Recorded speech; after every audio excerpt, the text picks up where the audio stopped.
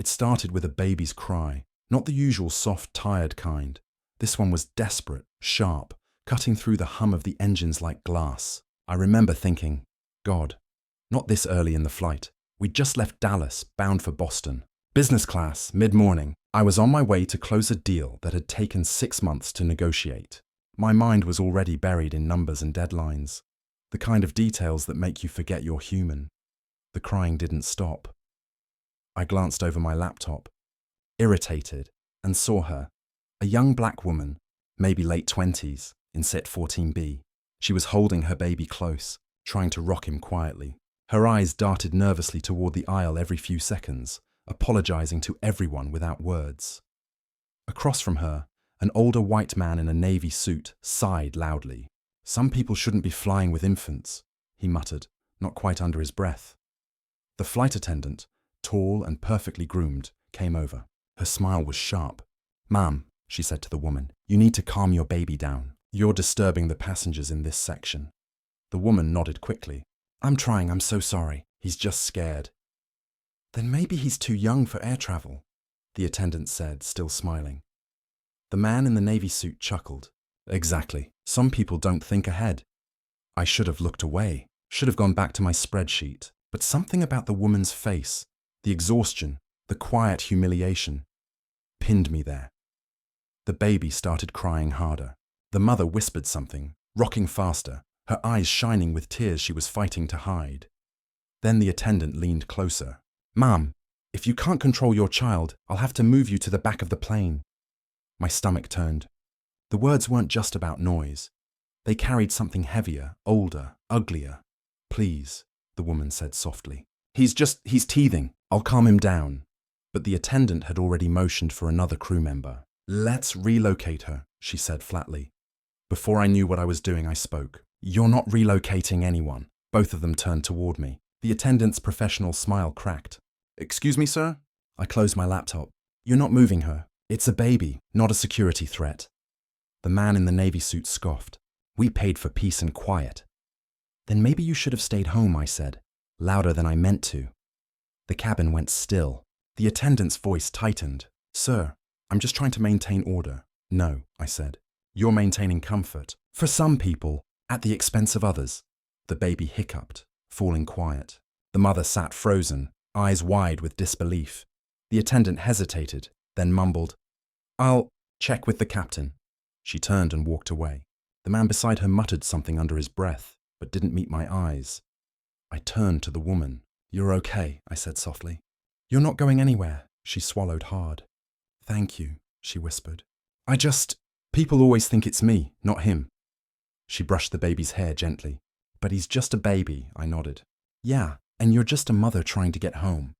The rest of the flight was quiet. The baby slept. The air felt lighter somehow. When we landed, she stood up and looked at me, hesitating. "I didn't even catch your name." "Ethan," I said. She smiled. Small, real, grateful. "Thank you, Ethan." As she walked away, the man in the navy suit stayed seated, avoiding my gaze. I slipped my laptop back into my bag, realizing I hadn't done a single bit of work. And for once, I didn't care. The email came 2 days later. Subject: Incident Report. Flight 482 from Dallas to Boston. My stomach sank before I even opened it. It was short, cold and corporate. "Mr. Ethan Miller, you are being contacted regarding an incident that occurred aboard Flight 482. Please report to the regional office for a follow-up conversation concerning passenger conduct." Passenger conduct. That was their phrase for people who didn't stay quiet. I sat back in my office chair, staring out the window. Boston's skyline shimmered under the morning light, but my chest felt heavy. My assistant, Karen, poked her head in. "You look like you just lost a lawsuit," she said. "Just an email," I replied. "But it's a loud one," she smiled faintly. "You'll be fine. You're the most polite guy in this building." Maybe that was the problem. 2 days later, I walked into the airline's regional office downtown, all glass, chrome, and silence. A woman at the front desk smiled mechanically. "Mr. Miller? Right this way." They led me into a small conference room with a view of the harbor. A man in a navy suit was already waiting, his tablet open. He didn't stand when I entered. "Mr. Miller," he said. "Thanks for coming. Didn't have much choice, did I? He smiled without humor. We just want to clarify what happened on board Flight 482. He tapped his screen. According to the crew's report, you verbally challenged a flight attendant and created tension among passengers. I took a breath. I intervened when a flight attendant tried to move a woman and her baby for no reason other than that they were crying. He nodded slowly, still typing. The attendant claims she was following noise control protocol for premium cabins. Protocol doesn't include humiliation, I said. Or bias. That made him pause. Just for a second. Then his face smoothed back into professionalism. We're not here to discuss bias, Mr. Miller. We're here to assess your behavior. My behavior? I laughed once, low, sharp. You mean standing up for someone who couldn't? He set his pen down. I understand you were trying to help, but disruptions of authority on board aircraft are taken very seriously. I leaned forward. You know what's taken less seriously? Dignity, humanity. For the first time, he looked up. His eyes softened barely. You're not the first person to sit in that chair, he said quietly. And I doubt you'll be the last. I studied him for a moment. So what happens now? He sighed, closing his tablet. Technically nothing. There won't be an official penalty, but... He hesitated. I'll have to note that you were involved in an altercation. It'll go on record. Then put the truth on record, I said. Write that a woman with a crying baby was told to move because she didn't fit the picture of first class. His expression faltered again. He didn't type. He just stared at me for a long moment, then finally said, You're free to go, Mr. Miller. Outside, the wind from the harbour cut sharp and clean. I stood on the sidewalk, breathing it in like medicine. People walked past, faces buried in phones, eyes empty with the same quiet detachment I used to wear. I thought about the woman in 14B, about her baby finally sleeping, about how many times she'd probably had to swallow her pride just to make it through a day. That night, I wrote her name on a piece of paper, the one I'd seen on her luggage tag. A. Reynolds. I didn't know what I could do, but I knew I wasn't done. The flight might have landed, but something in me was still climbing. It took me a week to find her, not through obsession, but through something quieter. A kind of unfinished sentence that kept replaying in my head. Every night I'd see her face in the reflection of my apartment window. Tired, proud, terrified to cry. Her name, A. Reynolds, was the only clue I had. I searched social media, scrolled through names and faces until one photo stopped me cold. A woman standing in front of a small daycare center in Houston, holding a toddler with the same soft curls I remembered from the plane. The caption read, First day back at work. Wish us luck.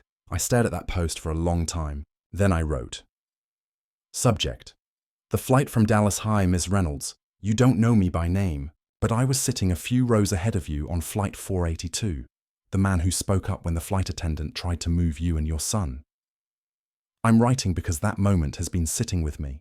It made me realize how many times I've seen unfairness and stayed quiet. I'm sorry for that. Not just for you, but for all the moments I didn't act sooner. I don't expect a reply. I just wanted you to know that what happened wasn't forgotten, and that it mattered. Sincerely, Ethan Miller. I hit send before I could overthink it. Then I closed my laptop and went for a walk. The kind of long, wandering walk you take when you don't know what you're looking for. Days passed. No reply. I told myself that was fine. People move on. They heal in silence. Then, a week later, a message appeared in my inbox. Subject. Re. The flight from Dallas. Hi. Mr. Miller, I remember you. I wasn't sure if I wanted to write back, but after a week of thinking about it, I realized you deserve to hear this.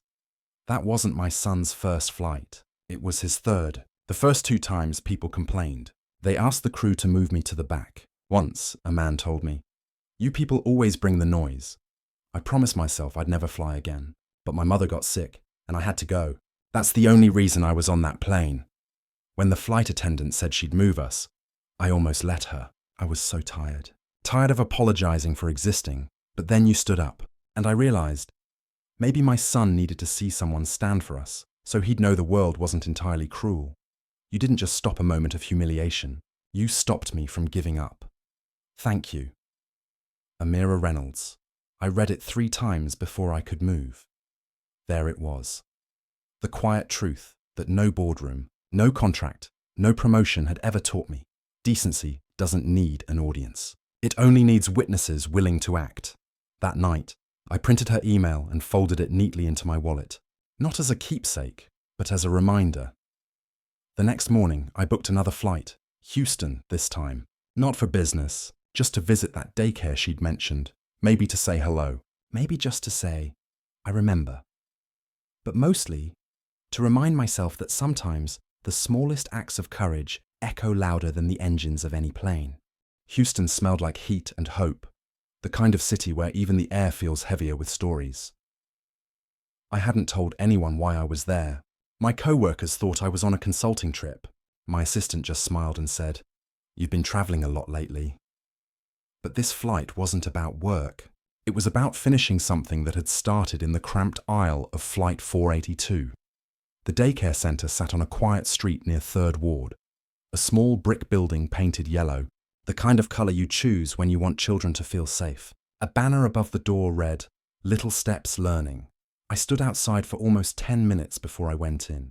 The sound of laughter spilled from somewhere inside. Small voices, the kind that make you forget the world can be cruel. When the front door opened, she was there. Amira looked different, brighter, freer somehow.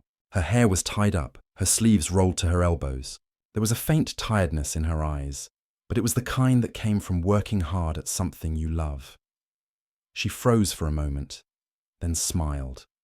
That same soft, surprised smile from the plane. "Ethan?"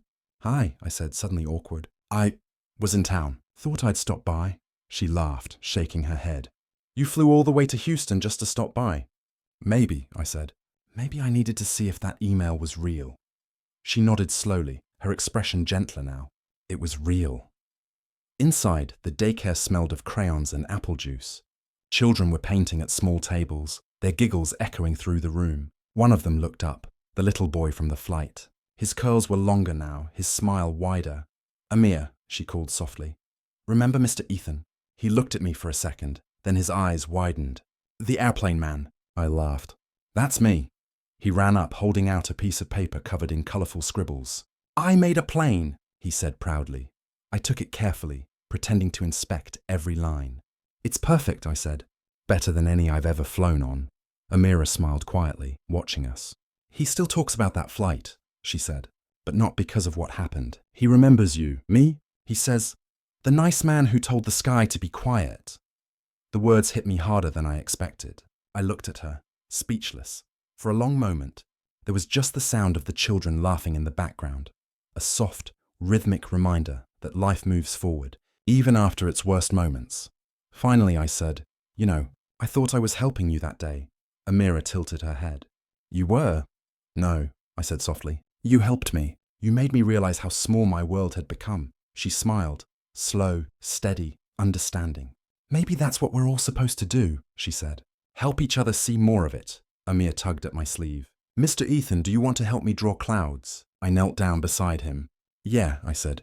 "I think I could use some practice." We spent the next hour at that small table, a 40-year-old man with a briefcase and a 5-year-old with a crayon, colouring the sky together. When I finally stood to leave, Amira walked me to the door. "You didn't have to come all this way," she said. "I did," I replied. "Because some things deserve to be finished face to face." She nodded, eyes warm. "Safe travels, Ethan, always," I said. "And thank you for reminding me what courage looks like." Outside, the sun was setting behind the buildings, painting the sky gold and pink. For the first time, I realized, maybe redemption doesn't come from big gestures. Sometimes it comes from remembering the small ones.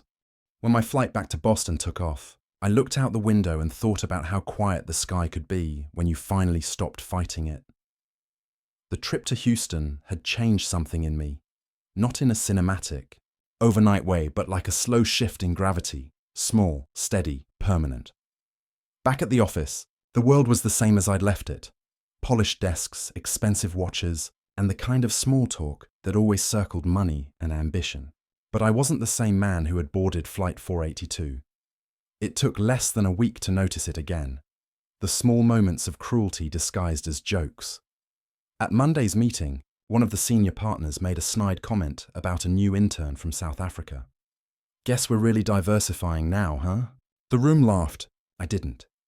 I watched Maya, one of our few black analysts, lower her gaze, the same way Amira had on the plane. That look of "don't make it worse." I felt the familiar pressure in my chest, the part of me that used to whisper, "Stay out of it. Be professional." But the voice was quieter now, replaced by another one, stronger, so I spoke.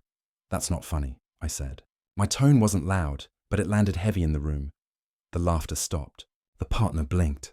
"Excuse me?" "You heard me," I said evenly. "That's not diversity. That's disrespect."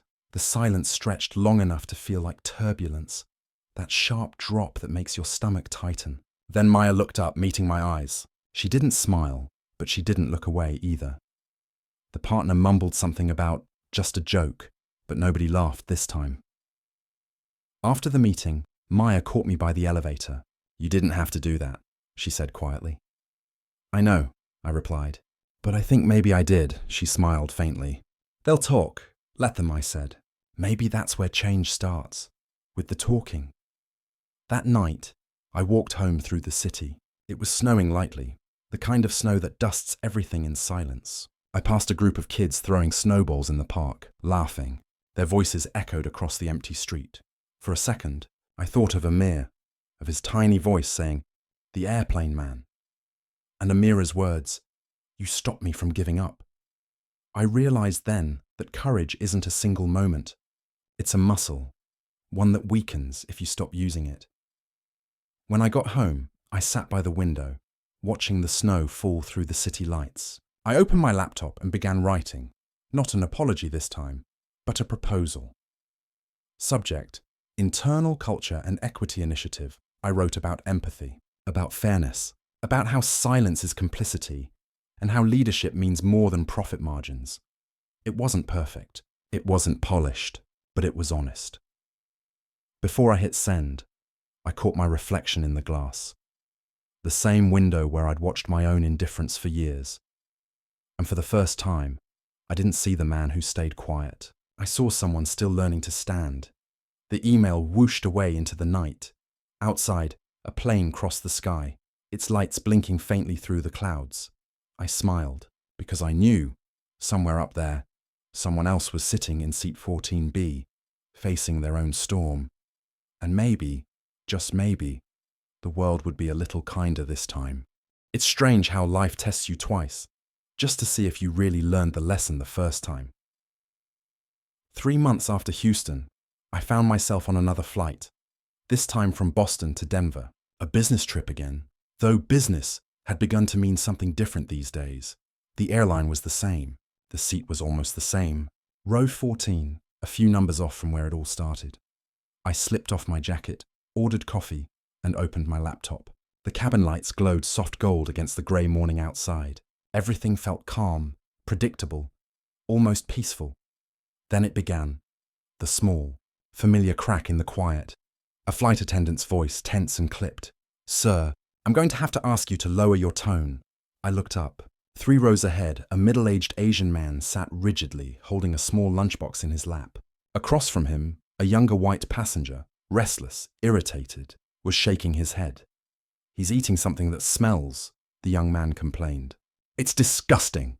The flight attendant hesitated. "Sir, airline policy doesn't restrict personal snacks." "Well, it should," the man snapped. "This isn't economy class." The words hit me like a déjà vu.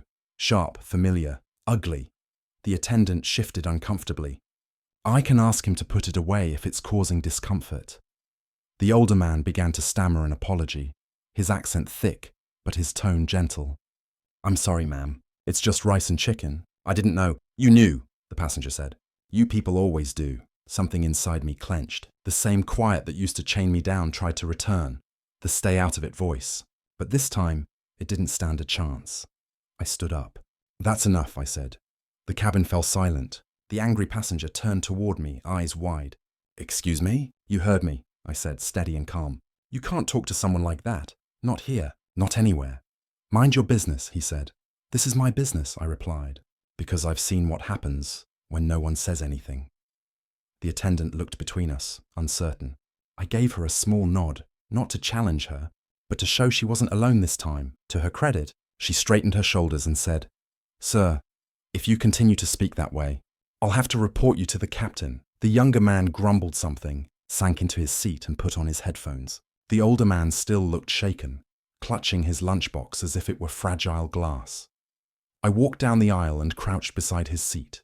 "You're okay, sir," I said quietly. He looked up at me, eyes damp. "Thank you. I don't like trouble." "I know," I said. "But you don't deserve to be made into it."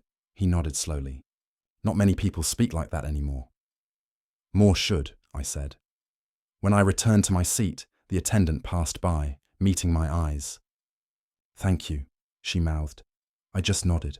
The rest of the flight was calm again, but a different kind of calm, one that didn't hide guilt underneath it. As we descended into Denver, the sunlight broke through the clouds, scattering gold across the cabin. I looked out the window, the same view I'd seen 100 times before, but this time it felt different. Not just clouds, not just altitude. It felt like grace, the quiet kind that comes when you finally learn to stand up. Not for attention, but for truth. Somewhere deep down, I could almost hear the echo of Amira's voice, soft and steady. "You stopped me from giving up." I smiled to myself. "You too," I whispered back. The wheels touched down smoothly, and for the first time in my life, I felt like I'd finally landed. 2 weeks after the flight to Denver, a letter arrived on my desk. A real letter, envelope, stamp, handwriting slightly crooked. You could tell it had been written by someone who still believed that words carried weight. The return address said, Houston, TX. I didn't have to open it to know who it was from. I sat back in my chair, the city glowing outside my office window, and let my fingers trace the edges of the envelope before carefully tearing it open. "Dear Mr. Ethan, I hope this reaches you. Amir and I still talk about you, sometimes when we're in the park, sometimes before bed. He calls you the man who made the airplane quiet. Last week, he came home from school with a drawing. It was a plane in the clouds, and inside the window, he drew 2 people, a woman holding a baby and a man standing next to them. The man was tall, with a smile made of blue crayon. I asked him who it was. He said, "That's Mr. Ethan. He helps people fly better." I wanted to laugh, but I couldn't, because maybe he's right. Maybe that's what you did. Helped us fly again, not in the sky, but inside. It's funny how one moment can change everything. I used to think the world was made of walls, rules, seats, rows, but maybe it's made of people who decide whether to build more walls or tear them down. You tore one down for us. I just thought you should know we're doing okay. Mum's better, Amir's growing, and I'm still working at the daycare. I'm saving up to take him on another flight soon. Maybe this time he won't be afraid. Thank you for standing up that day. You reminded me that kindness still has wings. With gratitude, Amira Reynolds, I read the letter twice before I realized I was smiling. I turned the paper over. On the back, Amir had drawn something else, a big blue sky, a plane, and underneath, 3 words in messy handwriting. "We all fly." The words hit me harder than I expected. They weren't naive, they were true. Because somewhere between silence and action, between fear and compassion, I had learned what flying really meant. It wasn't about altitude, it was about empathy. It was about lifting someone else, even when no one's looking. That night, I walked down to the Charles River. The city lights shimmered on the water, and a plane crossed overhead, its red beacon flashing like a heartbeat in the dark. I thought about all the people sitting inside, strangers sharing a sky, each with their own stories, their own storms, their own quiet acts of courage. Maybe some of them were like I used to be, silent, watching, waiting for someone else to do the right thing. Maybe tonight, one of them would decide to stand. I looked down at the letter again, folded neatly in my hand, and whispered, "Thank you, Amir." A gust of wind lifted off the water, soft and cool. I tilted my head up, following the sound of the engines fading into the clouds. For the first time in my life, I didn't just see a plane. I saw 1,000 stories, still waiting to find their wings, and somewhere in that wide, endless sky, I knew one of them was mine.